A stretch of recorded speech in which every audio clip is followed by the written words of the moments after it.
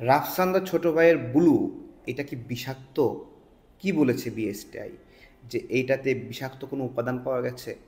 অথবা এসএমসি কোম্পানির যে ইলেকট্রোলাইট পণ্য এইটা কি বিষাক্ত বলেছে বিএসটিআই বা কোনো কর্তৃপক্ষ? অথবা আকিস বেভারেজের যে ইলেকট্রোলাইট পণ্য সেটা কি কোনো বিষাক্ত? অথবা প্রাণ বেভারেজের যেই 5টি কোম্পানিকে গ্রেপ্তারি পরোয়ানা জারি করেছিল, তারা কেন গ্রেপ্তারি পরোয়ানা পেয়েছিল? শুধুমাত্র তাদের বিএসটিআই লাইসেন্স ছিল না। আচ্ছা, এই কোম্পানিগুলো কি বিএসটিআই লাইসেন্সের চেষ্টা করেছিল?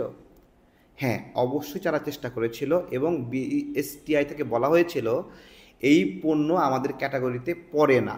অর্থাৎ বিএসটিআইয়ে এই ইলেকট্রোলাইট পণ্য মানদণ্ড নিরূপণের জন্য কোনো স্ট্যান্ডার্ড ছিল না। তো এই জায়গা থেকেই মামলা হয়েছে। এবং এই যে রাফসানদার ছোট ভাই, আমি মনে করি এসএমসি, আকিজ গ্রুপ, প্রাণ গ্রুপ সহ যারা ইলেকট্রোলাইট পণ্যের বিএসটিআই লাইসেন্স পাননি, ঠিক একই কারণে রাফসানদার ছোট ভাইও একইভাবে বিএসটিআই এর লাইসেন্স পাননি। রাফসানদার ছোট ভাইয়ের যে পরিবেশের কথা বলা হয়েছে, 2-3টা টাইলস ভাঙা ছিল। ভাই, প্রত্যেকটা ইন্ডাস্ট্রিরই 2-1টা টাইলস ভাঙা থাকতেই পারে। এটার উপায় হলো ওই টাইলসগুলো মেরামত করে ফেললেই ঠিক হয়ে যায়। এবং বলা হচ্ছে যে তাদের অটোমেশন নাই। আমরা দেখলাম ব্লুর পেজে অটোমেশনের একটা ভিডিও দিয়েছে যে তাদের এই পণ্যটা অটোমেশনের মাধ্যমে তৈরি করা হচ্ছে। তো যাই হোক, অটোমেশন যদি নাও থাকে, একটা ছোট উদ্যোক্তা, ছোট তরুণ উদ্যোক্তা, সে কেবল উদ্যোগ নিয়েছে, তাকে উদ্যোগ নেওয়ার সঙ্গে সঙ্গে আপনি আশা করছেন তার সমস্ত সনদ থাকবে, লাইসেন্স থাকবে, অটোমেশন থাকবে, সব আধুনিক প্রযুক্তি থাকবে। এইভাবে হইলে কেউ ব্যবসায়ী হতে পারতো না যদি শুরুতেই ধরা হয়। এবং প্রত্যেকটা ব্যবসার ক্ষেত্রে স্টার্ট আপে নির্দিষ্ট সময় পর্যন্ত কিছুটা ছাড় দেওয়া হয়। আজকে বড় একটা লবণের মালিক, লবণ ফ্যাক্টরির মালিক, সে আগে মাথায় করে লবণ ওই যাত্রাবাড়ি থেকে ওই আজিমপুরে নিয়ে যেত, চামড়ার চামড়ার গোডাউনে নিয়ে যেত। তো সে এখন বড় লবণের ফ্যাক্টরি হয়ে গেছে। তো ওই যখন মাথায় করে লবণ নিয়ে যেত তখন কি তার অটোমেশন ফ্যাক্টরি ছিল?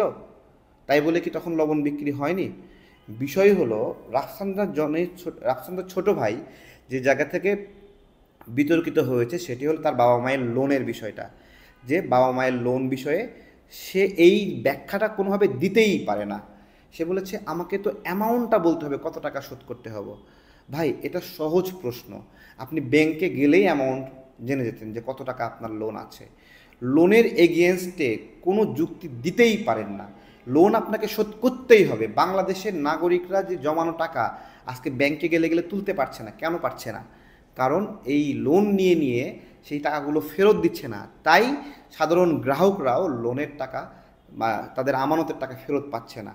সুতরাং এই জায়গা থেকে রাফসানদার ছোট ভাইয়ের কোনো যুক্তি কোনোভাবে গ্রহণযোগ্য না। এবং বাবার লোনের দায় সন্তানকেই নিতে হয়। বাবা মারা গেলে সন্তানকেই ওই জানাজা নামাজের আগে বলতে হয়, আপনারা কেউ যদি বাবার কাছে টাকা পান আমার সাথে যোগাযোগ করেন। এটা একটা ম্যানার, এই জায়গা থেকে অস্বীকার। তো আমি মনে করি রাফসানরা ছোটো ভাই যেই লেভেলের ব্লগিং করে, যেই পরিমাণ আর্নিং হয় সেখান থেকে 3 কোটি টাকা পে করা খুবই ইজি, খুবই ইজি, এবং তার এটা পে করা উচিত।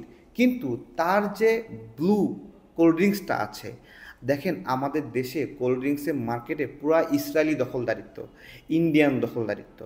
এই যে কোকাকোলা, ফান্টা, স্প্রাইট, এগুলো কাদের পণ্য? এগুলো আমেরিকান বা ইসরায়েলি পণ্য, কিন্তু মালিক বাংলাদেশের যে যে কোম্পানি সেটার মালিক ইন্ডিয়া। এবং তাদের যে দাপট, সেই দাপটে কেউ টিকতে পারে না। তাদের ফ্রিজে কোনো কোল্ড ড্রিঙ্কস রাখতে দেয় না অন্য কোম্পানির। তো এই যখন অবস্থা, সেখানে বাংলাদেশি কোম্পানি তৈরি হওয়া খুবই জরুরি। আমি আজকে ভিডিওটা সেই জন্যই করছি। জাস্ট রাফসানদার ছোট ভাই একজন দেশীয় উদ্যোক্তা, সে একটা যত্ন করে একটা পণ্য লঞ্চ করেছে। এই পণ্যটা সারা বিশ্বে এখন খুব জনপ্রিয়। এবং এই জনপ্রিয় কোল্ড ড্রিঙ্কসটা সে বাংলাদেশে শুরু করেছে এবং এর পরবর্তীতে এসএমসি সহ অনেকগুলো কোম্পানি মানে সমান তালে উৎপাদন করছে। এবং এইটা মানুষের এনার্জি দেয়।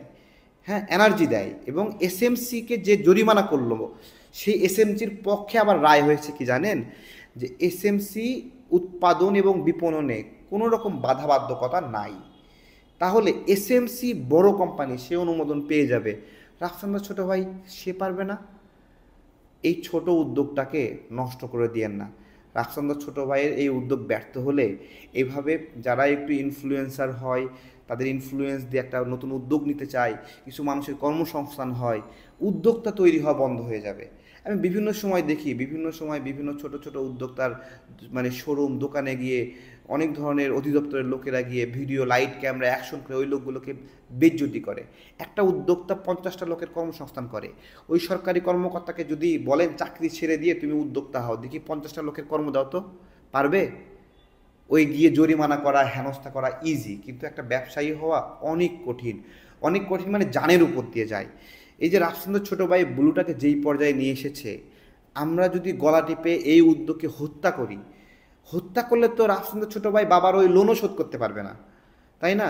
তাই আসেন এইটাকে, আমি তো মনে করি যে রাফসানদার ছোটো ভাই আবার পূর্ণ উদ্যমে ফিরে আসবে, বিএসটিআই এর লাইসেন্সও সে নেবে এবং ইলেকট্রোলাইট পণ্যের জন্য বিএসটিআই মানদণ্ড তৈরি করছে, তারা যারা নতুন উদ্যোগ নিয়েছে তাদেরকে সেই লাইসেন্স দেবে, এই ধরনের সিগন্যাল আমরা পেয়েছি।